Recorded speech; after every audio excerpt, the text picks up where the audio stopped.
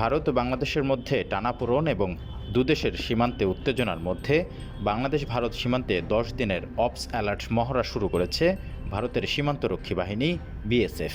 বুধবার ২২শে জানুয়ারি থেকে শুরু হওয়া এই মহড়া চলবে আগামী ৩১ জানুয়ারি পর্যন্ত। ভারতের প্রজাতন্ত্র দিবস উদযাপন উপলক্ষে সীমান্ত নিরাপত্তা জোরদার করার লক্ষ্যেই এই মহড়া শুরু হয়েছে বলে দাবি ভারত সরকারের।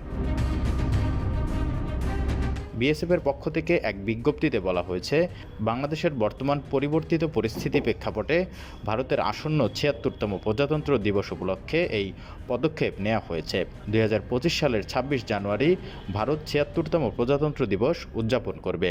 ১৯৫০ সালের এই দিনে ভারত সংবিধান কার্যকর করে একটি সার্বভৌম গণতান্ত্রিক প্রজাতন্ত্রে পরিণত হয়। প্রতি বছর এই দিনটি জাতীয় পর্যায়ে ব্যাপক আয়োজনে উদযাপিত হয়।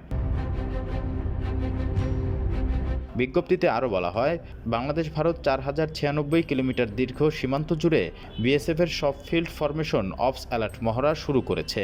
সীমান্ত নিরাপত্তা আরও জোরদার এবং সীমান্ত চৌকিগুলো আরও শক্তিশালী করতেই এই মহড়ার সময় সীমান্তে টহল ও অন্যান্য নিরাপত্তা কার্যক্রম জোরদার করা হবে। এ সময় বিএসএফের পূর্বাঞ্চলের অতিরিক্ত মহাপরিচালক ও অন্যান্য কর্মকর্তারা পূর্বাঞ্চলীয় কমান্ড এলাকার দিনরাতের নিরাপত্তা পরিস্থিতি পর্যালোচনা করেছেন।